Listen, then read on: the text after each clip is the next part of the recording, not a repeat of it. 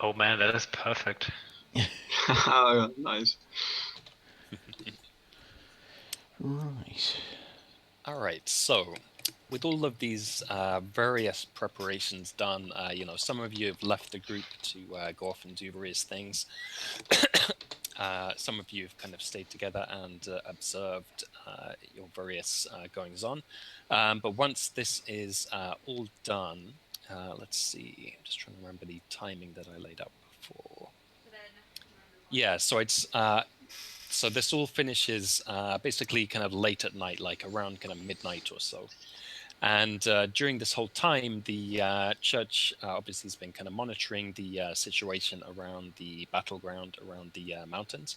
And they kind of around this time, they kind of message you or summon you and otherwise let you know that it is now time to sally forth and make final preparations for the battle itself.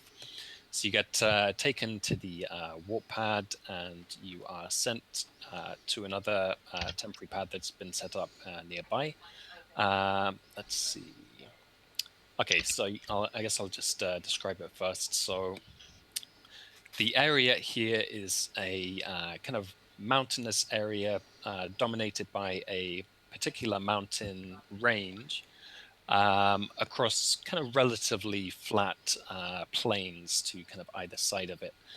Because it is dark, it is a clear night.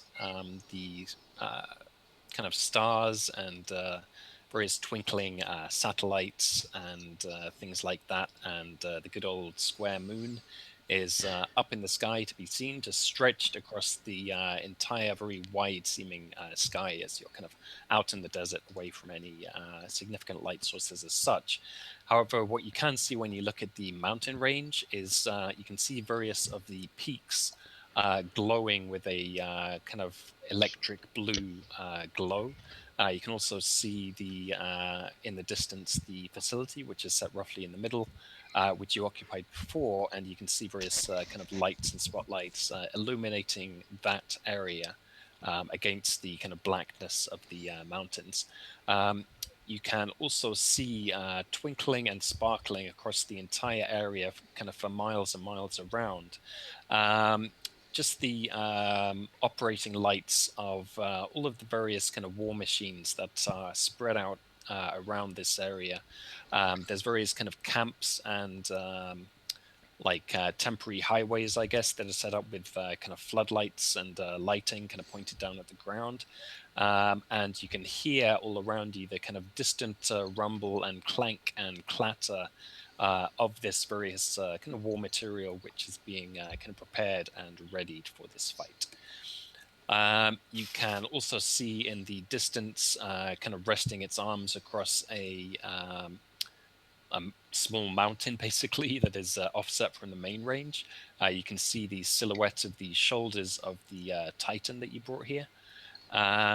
And you are met by essentially envoys of the kind of field commanders who are, because the people, the troops, both the ground level troops and also the commanders, there isn't one standing army for the safe reaches, or even most of the constituent countries and states themselves tend not to really have standing armies as such, and especially not ones that are arrayed with this kind of equipment. So they're kind of winging it basically in terms of how they actually use them, how they lay them out, what the overall kind of battle tactics and strategy should be, and also just how to keep the morale and motivation of everyone involved, the soldiers and the commanders and even the war machines themselves, to ensure that they give what it takes to ensure victory in this battle. They consult with you about what your new capabilities are and what you're going to be doing in the battle, and they also because you're both the ones who have made contact with the aliens, and also you're just very high-ranking pioneers who have seen a lot more of the world and what it can, the stranger things that it can throw at you, compared to most of these people who, even if they are battle-hardened, that has been in the context of just like minor wars and kind of skirmishes between the different states, and sometimes in dealing with the dangers of the lands around. So, large monsters and artifacts and other dangerous forces like that. But none of them have really been in, none of them have been in a battle of anything like this scale. So they're looking to you for advice on how to manage this thing. So accordingly, I'm going to put you onto a map, basically like a strategic map of this entire area, kind of showing the features. And you are going to help with the dispersion and deployment of the forces in preparation for this battle. So stick you on the screen. Oh, I've already put you on the screen. Okay. Um, so it's as you see here. So the red ellipse is the mountain barrage. The kind of red device in the middle of that is the facility. And just as a reminder, you previously got the aliens' attention and basically drew them to this space by sending them a transmission, which implied that you were Yeah. trying to take control of that facility, but hadn't done so yet. The kind of red lines, like the hatch marks that you see laid across the mountains, those are the firing ports from which, just to remind you, basically great slugs of metallic magma are brought up from the depths of the earth, um, put under a great deal of pressure, and then ejected with a kind of deflector field in the direction that they choose. So that is how that defense thing works. And if you look to the left slightly, this thing here is the Titan. So you can position that where you want. And these things over to the left are the different types of troops that are available to you. So if you look on the labels, these ones over on the left are artillery. These ones over here are vehicles. So you've got heavy armor, light armor, and ground transport, which is for transporting troops. Up here, you've got air. Sorry, in this column, you've got air. So you've got slow air, which is basically kind of like hovering things in the style of like helicopters and VTOLs and stuff. You've got fast air, which is in the style of planes. And you've got air transport, which is for carrying troops. Then in terms of your troops, over on the right column, you've got light or basic troops. These are just like kind of like random peasants, basically, who don't really know too much about fighting, but they've been conscripted. Um, and these ones are more like elite troops who've had training in the equipment that they use and are generally more kind of battle hardened. So that's the different types of like war machines and troops that you have available to you. So what I'm going to say, oh, sorry, and in the kind of larger sense, if you kind of zoom out, the direction that the enemies are going to be coming from, the Marauder fleet, is going to be basically east, maybe slightly northeast. They're going to be passing over the center of the map and probably investigating the mountain barrage itself. Um, so the mountain range with the mountain barrage, and also the one that is going uh, northwest and southeast, those are all mountain ranges, so they provide some degree of kind of cover and concealment. The area out to the west is somewhat kind of rugged and hilly, but it's more flat than the mountain ranges. And the area out to the east is a flat kind of river plain. Is it inhabited at all? It is not. This is way out, basically in the middle of nowhere. So the only signs of kind of civilization or building are the mountain barrage. Everything else is has just been brought here and temporarily deployed. Right. Okay. So just move those slightly out of the way, and think of this as like the setup portion of like a strategy game. So this is going to affect how the battle is going to play out. You can decide what kind of emphasis on the different types of troops and equipment you want. So whether you want more, I won't lay out like all the details of exactly how they'll work, because it's basically just going to be like more or less how you'd expect. Like fast air is going to be kind of very mobile and coming in to do attacking strikes. Um, you know, uh, low-level troops are going to be used more for like mass charges and things like that. So you can choose what kind of stuff you want to have more of an emphasis on and roughly where you want it positioned. What I'm going to say is that you can choose and place, I'm going to say 30 units, and you can choose what types they are from the templates that are there. Before we place people, as we've still got kind of everybody sort of to get together as close as possible, I want to try to harness the enthusiasm of the war machines. I want to fly above there, do my pre-game locker room pep talk to the really enthusiastic war machines, and I also want to have our troops in the same area, so that they can catch that enthusiasm and the wild the desire for alien blood. Yeah, nice. So I'm imagining that you're just, because it's like a massive, massive area that is just arrayed with all these various kind of troops and things.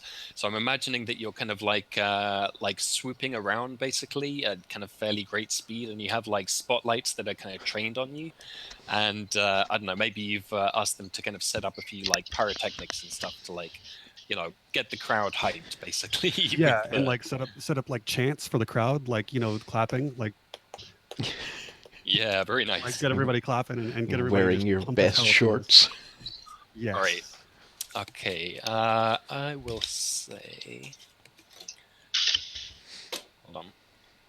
So I'm going to keep a few notes about the preparations that you make. So, Shaq, if you make me a intellect roll, difficulty 5, I think, with an asset because you are Shaq and they recognize you and they are very apt to get psyched up by you. How specialized or skilled you are, you're going to have to look at your sheet and decide, like, if how much that is Shaq's kind of strong suit. Now I am trained in sports. So I mean, war is basically just sports by other means. Yeah. right. I think that will get you skilled but not specialized. Okay, I'll take that. Or trained rather, but not specialized. Right. Because I mean, this is more like coaching than actually doing sports. Oh, absolutely. Cool. Okay, so it's it's. I think I said it was difficulty 5. Difficulty I 5, could do one an asset. attach. Oh yeah. Actually, absolutely. Erasmus could absolutely help with this as well. So yeah, describe how you would bolster this performance by Shaq. So the most important part of this performance would be the rousing speech you are going to make. Yeah. So I think if we are to place a hologram head just smiling at the people hovering above the ground troops, something like that.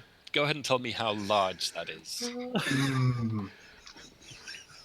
How big is your ego in square miles? It's enormous. It's absolutely staggering. It probably goes like halfway across the mountain barrage. Then it's a grandiose illusion, so that's a 1 mile cube head Awesome. of Jack. So you're really going to be hyped by this. Okay, so in that case, I think Erasmus as well. Give me the same roll. So it's difficulty 5 intellect. So I'll like take both your rolls into account, basically. Okay, I'm going to use all my almost all my intellect on this because I'm just like I'm Shaq and I'm not smart. Nice, Wow. excellent. Okay, That's pretty so smart. with the combination of Mr. Erasmus's utterly masterful showmanship and mastery of illusions, and also with his newfound knowledge of manipulating both reality and opinion, adding in all kinds of like political campaign type tricks and rhetoric and little flourishes and shows and things to bolster the stirring and incredibly heartfelt and passionate and just straight shooting man to crowd rhetoric of Shaq. You successfully get the crowd whooping and hollering like So basically, all of the machines and stuff are just like dancing around, and like they're trying to like fire off their weapons, but they've all been had their weapons placed on lock by the commanders exactly because of this. Dangerous, reckless enthusiasm. Yeah, exactly. And both that and also like a lot of the people here, like the humans, the troops, like they're like a lot of them are like really they don't really grasp what's going on. Like they've never really been involved in anything with this scale and with this stakes, with this this huge level of kind of miraculous godlike technology. Most of them won't have even seen anything approaching the kind of level of like one of these mechs, and here there's these gigantic like army of them. So they're all like very kind of confused and scared, and they don't know exactly what is coming, but they know that it's very dangerous. So to be have their minds like taken off that by this like whooping, like enthusiastic, completely kind of fearless display, really kind of bolsters their spirits and gives them just something and someone in the face of this in the form of this 1 mile wide shack head to just like get behind and like focus on basically.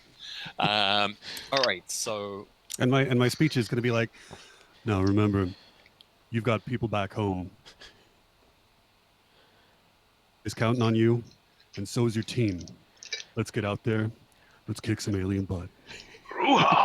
whoa, like like when you hear like a crowd kind of yelling and chanting at like a big concert or something where the crowd is huge, like this is just like that, times several orders of magnitude. So just the mountains and the hills are just are just kind of echoing with the sound of this huge army just kind of cheering and getting themselves hyped with some trepidation, but now also with a great deal of energy and enthusiasm, and they really believe at this stage that they can win. And I say, if there's a mothership, if we can hit that bullseye, the rest of the dominoes should fall like a house of cards. Checkmate. Nice. So Are you sure you're not specialized in sports too? That's Brannigan. So they don't really register the mixing of sports metaphors there because most of them have never even played a sport. But they do get they get the feeling that you know exactly what you're doing, and if they can just do this thing that they've described, something about bullseyes and dominoes, then they'll definitely win. So yeah, nice. I like that as well. Okay, so you've successfully built a bunch of hype in the crowd. I think that actually, I think that's going to cover that like stage of the preparation in terms of like broader actions. Well, unless any of you have any ideas for like other stuff that you'd want to kind of do in preparation, apart from how you're going to be dispersing your troops.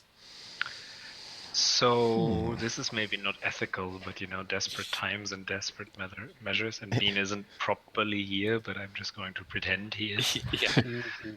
So given that I have come to embrace the mutation and he has embraced the mucking about with various concoctions, I think we should dope our troops. A little bit of combat enhancing drugs. You're gonna have a hard time convincing Shaq. No. It's not doping. It's not doping. It's apart from the fact you just said doping. But I can't actually speak. This is a mental conversation we are having. So this is just Shaq talking to Nai, who has a sock pocket. Yeah, but my hand is just going like this. I'm like having a double conversation with myself. So basically, it's just isotonic drinks, like special isotonic drinks to replenish those electrolytes. Because fighting that'll really it'll really drain you of those electrolytes. So okay. I mean, obviously you can't fight them. This is Verexade. Yes. Yeah. So I think we have it in special lime flavor. Yeah, I think with this maybe when you were in the facility, you maybe recognized kind of large tankers of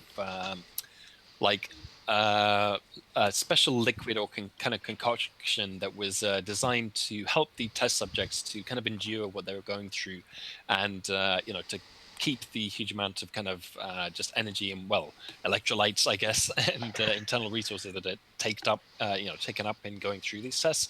And when you saw them and you thought about the battle that was to come, you kind of gave some orders aside to some of the technicians who were nearby and had them like warp this stuff in as well. So yeah, I think when you came in probably with let's say Bean has whatever else he's up to at this stage. He's always available for consultation on drug-related matters, and he's like when he saw them and you told him what they were, he's like, I see it. It's like eyes widened, and he went to start consulting with the commanders on basically how they can kind of disperse this to the troops, like giving it to them as like a special kind of ration, basically.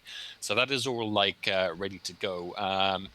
When he describes that to you, Shaq, as like Varric's aid, does that convince you to get on board with this plan, or?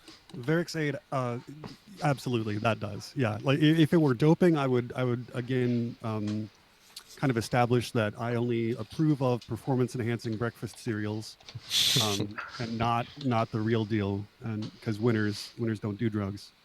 But Varric's aid, absolutely. I'll pour that over the coach's head.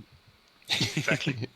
And this stuff tastes like, I mean, it is just lime flavored. Well, lime and hormones. Yeah. Well, it's like bright green flavored. Yep. Yep. Yeah, that and like and it's glowing, of course, as well.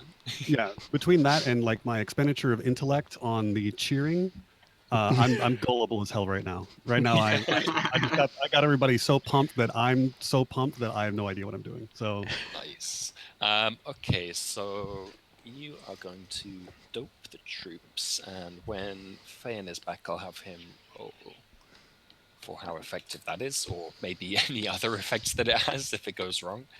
Oh yeah. Every time Bean does something like that, it always goes wrong. Oops. I mean, to be fair, he has been like the first 3 doses of this of these special drugs that he took are basically to enable him to become like the drug synthesis master, so that he has the godlike ability to synthesize the latter stage of the drugs. But we'll get back to that. But anyway, I guess we'll see how that goes when the time comes. The prince of parties. Yeah. All right. Any other particular ideas on what you might do as preparation? I do want to, out of character, I just want to point out that Universal should probably be in charge of the distribution of our specific setup, because he does war games. What? Yeah. Yeah. See, also in character. I mean, like, friends wouldn't know. But Nye wouldn't know. She's a hunter. Yeah, but you've at least led small squads of hunters into the wild, and you understand stuff like that. And I think you've got like Shaq the would assist. You've got the I mean, obviously teamwork is a big part of what I do, but yeah, you've got the assist. I feel like it would be more actually in character. I think it would be more Shaq actually, who's like laying out the play, like how it's going to go down and what the formation is. I mean, Mr. Erasmus is smart, at least. I don't know if he has much military background, but have more like he's read a lot of books basically on how like maybe large wars and battles have kind of gone down in the past. Understanding war is part of understanding the human condition, which he needs to do in order to manipulate people to his ends. So yeah, like you have a variety of knowledge that you're putting in there. I think one thing that is key is that we develop a certain number of plays, and that we give them really cool code names. And I think that is definitely Shaq's wheelhouse. Yeah, absolutely. Set up a screen defense, and then we gotta retain that versatility so we can switch up a screen defense to a man-on-man defense when we dwindle their numbers down. Nice. I just say ruha. Well, I just roar. Yeah, that'll be. Oh, I definitely want to be starting this battle on the back of Varric's. Oh yeah, for sure. Yeah, when the time comes for us to shift our defensive technique to eliminate the last remainders, that'll be formation Ajax. Nice. So probably one specific matter that you need to think about is, like I said before, you've sent this message to the aliens, giving them the impression that you're trying to take over the facility. So that's probably going to be a kind of focal point for their at least initial contact. So how do you kind of want to handle that, basically? Do you want to concentrate your defenses around that area? Do you want to have yourselves stationed there to deal with that? Should it look like sort of that we've got a small force here just trying to activate this thing and no more? Yeah, that's definitely the impression that they have. And keep all of our other hardware as much out of sight as we can. I think it would be a good idea to have like a feint force and then withdraw them parallel with the mountain range and then just Yeah, bombard if we had like a couple of units of those basic troops and we have them sort of milling around the actual facility, Yeah, and then that's what I'm thinking too. as And then as they hove into view, we get them to run, as in, oh crap, we're doomed. fall back. Yeah. And then what I would like to see is maybe position our more advanced troops kind of in a pincer formation on the other side, on each side of this mountain. And then that way, when they pull everything over, they get attacked from underneath by the mountain barrage. Yeah. The Titan will pull back further over here and kind of have our main forces here. But then we'll also have like a full pincer type of maneuver that so that when they bring their full force to bear on the retreating, on the falsely retreating small force, Yeah. then we can just activate all hell. We can just unleash all hell on them all at once. That's Yeah. Operation Hot Panther. Oh, that's good. So I'd say about the mountain barrage. So basically, it can shoot anywhere within this map. However, it is much more effective against targets that are within the red ellipse. Or I'll probably lay out like a second, slightly larger one in a bit that is like, center of the ellipse, most damage. You can like just kind of core them basically. The kind of slightly outer area, you can gauge them effectively, but with not quite as much concentrated power. And then in the outer area, out on the longer range, it's like a bit of a crapshoot. Like you can just kind of bombard the area, but it'll be like hit and miss whether you actually hit them. Yeah, I think our first shots with them should be the most devastating. Yeah. So you're wanting to set up the engagement so the first contact is happening like within the red ellipse, more or less. I think so. Yeah. Yeah. And then if we could get them to sort of specify targets that are higher, maybe if they shoot something down, it'll hit something below it. Ah, interesting. Okay. Second. I don't know. Maybe that doesn't make sense, but it does to me. Nope. Well, I'm going to add that in as one of the kind of tactics that you specified. So I think that will come into play. Okay. How? Probably the first thing to place would be the Titan. So that has it has long range abilities. Let's say kind of roughly the range of the length of the mountain range. But it is also very effective in close combat because it is gigantic and can punch very hard. As you may remember, it basically has like rocket packs, so it can jump to basically an unlimited height, more or less. But it is very large and conspicuous. Once it's active, it will definitely be noticed and be easily targeted by the aliens. Could we hide it in one of these bodies of water? Would that work? Interesting. Yeah, I definitely like that idea. So obviously it's not as well. Actually, I wonder. No, it is pretty gigantic. So I feel like it's probably almost as big as that icon. But I think you could hide it in this one down here. Yeah, below the Oxbow Lakes. Yeah, it's also like there's a mountain like here, or whoops, like just to the north of it. So that also provides some concealment. Yeah, no, I really like that idea. You can definitely hide it in there. And just have it sort of jetpack out in a friggin' awesome fashion. Yeah. Right, so we're getting on to the unit placement, but maybe before we do the specifics, maybe you can just use drawing on the map to kind of lay out roughly what kind of forces you want to be where. Right. Let's see. So just to go over them again, you've got like artillery, which is going to be immobile and can attack from a distance, doesn't have any defensive capability. You've got light and heavy armor. The light armor is going to be more mobile, but the heavier one more powerful. And you've also got ground transport to quickly move troops around. For air, you've got slow air, which is going to be, I guess, probably more powerful, but slower and easier to hit. Versus fast air, which is like doing airstrikes basically, and then you've got also air transport for troops, and then you've got basic troops and advanced troops. Well, Now, quick question. Of these, are the war machines kind of in this central column here? Well, Like, is that- so all of these different forces are basically mostly augmented by war machines. So, for example, the heavy armor, it's not necessarily like one particular type of tank. It's just all types of war machines that would come under the classification of like heavy armor. Okay, so okay, all right. And like with the requisite kind of troops and crew and stuff like that supporting them. So basically, each of these units that you're going to place isn't like one unit or one type of unit. It's basically representing like roughly a battalion. So kind of the equivalent of like 800 troops or so.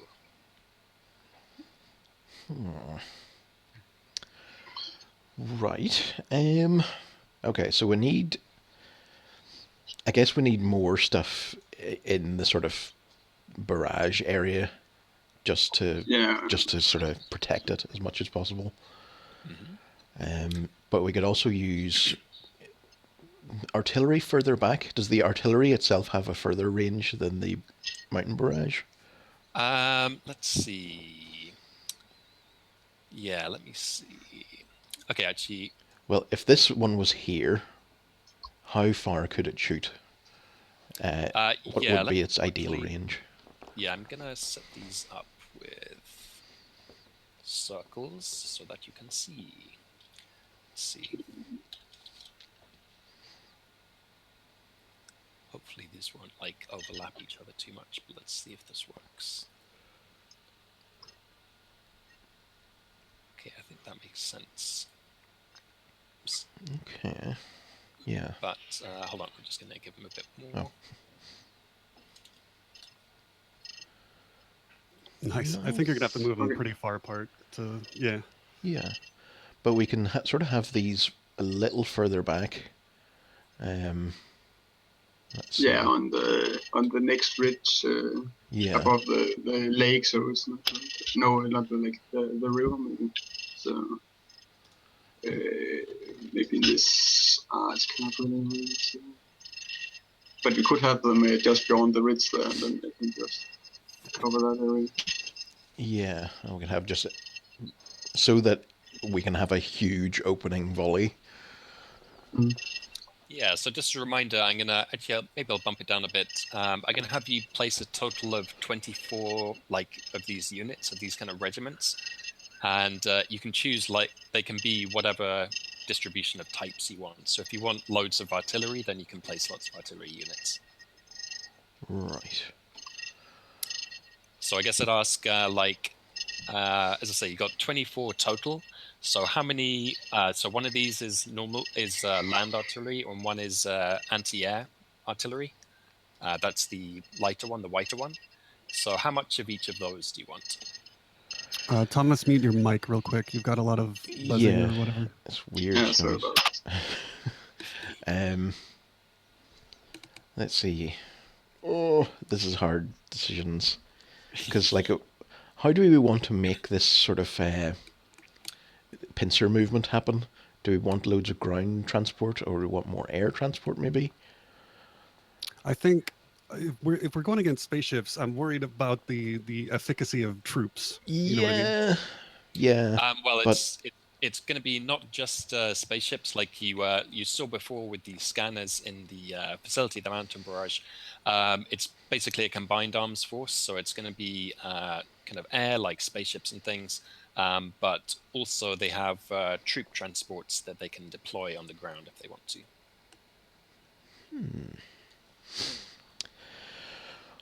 Okay. So Is there any cover at all on the eastern side? Yeah, on the eastern side. let's see. If we could deploy a couple of troops there just to attack them from behind, like have the whole force fly over the troops. Yeah. Maybe That's an a good idea. advanced units, a couple of advanced units to just mop up from the other direction and kind of try and see if they can't, scale up to the mothership or something. Yeah, I think what I'd say is there isn't really any like major or kind of hard cover around there. In like, there's no like mountains or anything really. It's just kind of a flat plain. But if you leave, if you put troops out there and you leave them quite distributed apart from each other, then that will increase the chance that they can just kind of dig in and remain hidden despite it being rather flat. Because there is Yeah. like Yeah. trees and foliage and stuff like that. Could have. And if it's advanced units, I would imagine that they have rather more training in stealth and cover and that sort of thing. Yeah, definitely.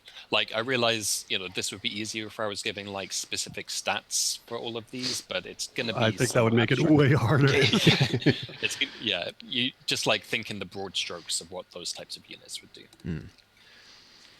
Okay. So I mean, let's say like in terms of and also the other thing with troops is you can potentially use them to board like aircraft and things if you can find a way to actually manage that. So I guess let's just trying to like hammer out some numbers here. You can kind of adjust them as you go, but like roughly how many troops do you want? Like how many advanced and how many basic? Yeah. Let's see. So up in the barrage area, we want more of our basic troops, correct? All right. Yeah. So let's put 2 there to start with. Yeah. Okay, and these are going to be our decoy dudes who are like, crap, the aliens, we're running away. Yeah. Maybe one elite unit there to sort of bolster them. I don't know. Yeah, you don't want them to actually panic and Yeah. run. You want Yeah, because I mean, this is hardcore definitely dudes. going to be a focal point of some kind in the aliens, and probably they're going to be sending something like kind of like an away team kind of thing to try and like capture this thing rather than probably a gigantic force. So there's probably some possibility for like guerrilla warfare type tactics to kind of intercept whoever they send into this facility. So okay, so do you want to put an advanced troop there as well? Yeah, put one there for now. Okay. All right. So that's Right. three units so far. You've got 21 remaining. Right. How many units can you fit on any transport? That's a good question. Let's say one transport, ground or air, can carry 2 troops. Okay. But also they'll also have some, like, they're not purely transport. They'll have some fighting capability as well. Okay. So we could have a couple of air transports to try and take it over a couple of ships. Okay. Okay, so let's say you've got 2 air transport units, and what do you want to put in them? So each one can hold up to 2 troops. Stop me, by the way, if what I seem to be doing is bollocks. So I think. By the way, I'd say the advantage that the basic troops have is numbers. Right. Okay. Well, I think if we're doing the boarding parties, we want them to be elite dudes. Cool. So how many troops do you want to use for that? So I guess 2 on each. Okay. So that is 6, 7, 8, 9. 9. Then we should probably have like a main force of of heavy tanks just beyond roughly where the air transport is, so they can quickly reach the. All right. Yeah. Area. Move them back and say. So, do you want to start with, let's say, 3 heavy armor? Sounds reasonable. Yeah. Keep them And sort of then, hidden. as Blaze said before, maybe some down. I don't know. On the other side of the rings, because they can probably quickly drive over this area. Oh yeah, so like the for the pincer movement, probably light armor is going to be a bit better for that because it's more mobile and able to get over the mountains. I think if heavy armor tried to cross mountains, it would slow them down. Yeah. Okay, so I don't know. Let's say 2 light armor on each side. Sounds reasonable. 6, 4, so we're up to 16. So we got 8 remaining.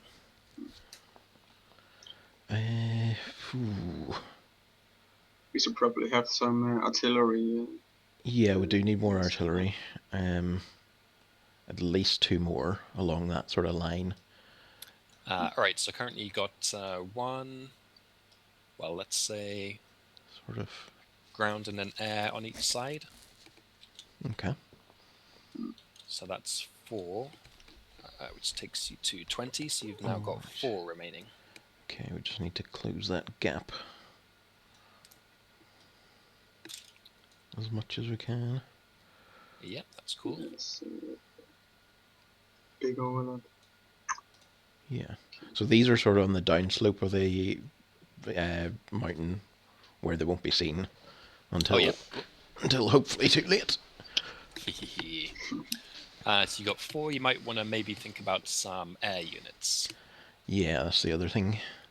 I mean, you can basically, like, they move relatively quickly, especially the fast air, so you can kind of keep them stationed at the back. So maybe 2 of each? Sure, yeah.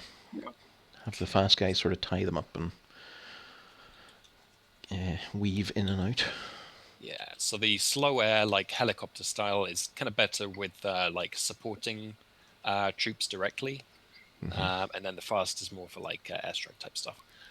Okay, that is 24. I kind of feel like maybe, I mean, that seems like a bit few actually. Like, obviously we can just say they represent however many, but I feel like maybe you could do with a bit more granularity. So let's maybe bump it up to 32. Okay. You can take 8 more. Who was saying about having dudes in the field out here? Oh yeah. Essentially, as a, I don't know what you call it, a blocker or a trap springer, or yeah, that's a military term, I'm sure. Yeah. Like pretty it'd impressive. be like a blocking force where you close in behind the enemy's flank, basically. A trapsy man. All right. So, how many trapsy mans do you want? And do you want them to be advanced or basic? Could probably have like a. Sorry, on you. So if this is the force from in the east that I requested, I was thinking like that's at the very idea. advanced troops, like your Navy SEAL types who Oh, are okay, yeah. educated in terms of concealment and that sort of thing, because we want to have them we want to have everybody sweep in, and then we want to have them kind of pop up in order to give them further incentive to drive forward. Yeah. Right. Cool. I keep them going over that. Over that okay, line. and how many units of those would you like? Lots. Or maybe we should just make them more mobile, so give them a transport, ground transport as well. Would we be able to hide the transports out here? Sure. Yeah. Let's say yes, because I think that makes it more interesting. Okay. Okay. So what are we looking at here? Like 2 transports filled with 2 elites each. Cool. All right. So, doop, doop, doop, doop. Hold on. Just put those there. You point out to me roughly where you want them to be deployed. I'd say they need to be like at least half of the barrage length apart from each other in order to remain concealed. Blaze. This is your plan. Well, I mean, I just want them to be concealed. Is basically all. I don't. All right, so let's put Yeah. them kind of here and here-ish. Does that seem about right? Maybe a little because the invasion, like the overall invasion force, is like super gigantic, right? Yeah, that is true. So we might want to put them a little bit further back. Yeah, absolutely. Okay, so let's put these. Oopsie daisy. Those there and those kind of here, or maybe even like. No, that looks. Yeah, that feels good to me. Yeah. Much like right If they can be firing at the back line of these guys, that would be ideal. Yeah, we kind of want to. What I think we want to trigger. We want to have our guys fall back. We want to have our decoys fall back, and then we want to have our elite forces attack from the rear in order to drive everybody over the mountain barrage. And the mountain barrage will be like the very last part of the trap that we spring. Well, I was thinking the barrage would be the first part, as in we don't open up until they get, onto that red line. Yeah, yeah. And then And if that sort of discourages them, if that sort of drives them back, we've got these dudes at the back to make sure that that's not an option. Does that make sense? Sounds good. And then just pick off as many as they can who are at the back as well. Nice. Okay, so that leaves you 2 more units. So we just put on some more artillery to make the final, the first barrage as big as possible. Can do. Okay. Or we can have a couple more elite troops at the barrage. I don't know. Maybe one of each. What do you think? Yeah, I mean, it's up to you. So maybe 1 more artillery and 1 more troops. What do you think, That's Erasmus? Does that seem reasonable? Yeah, that's probably fine. Okay. Actually, you know what? Right. I think Erasmus was hinting at like 2 artillery. Yeah. No, I know. I do like the idea of that first artillery barrage being ridiculous, Yeah. as well as the mountain barrage opening up. All right, so these can be air or ground, 1 of each. Yeah, you don't want to have the ground unable to defend themselves against air. So Okay. Cool. Okay, so let's give you 1 more ground, 1 more air. All right, I'm liking all these overlapping circles. That looks like victory. Oh yes. So That kind of there. Okay, I think that is probably enough. Nice. You've got this battle plan laid out. Got all your troops laid out there. You have air units down in the southwest in reserve. And I've got various tactics and preparations that you've made written down. And with that, we reach 7 o'clock. So I think that's the end of the session. excellent. Bingo. So much excitement. Operation Hot Panther is a go. Oh, yeah. Right. Stopping the Yeah, stream. nice. Good gaming with you. I'm definitely liking the feeling of epicness and preparation and stuff. Yeah.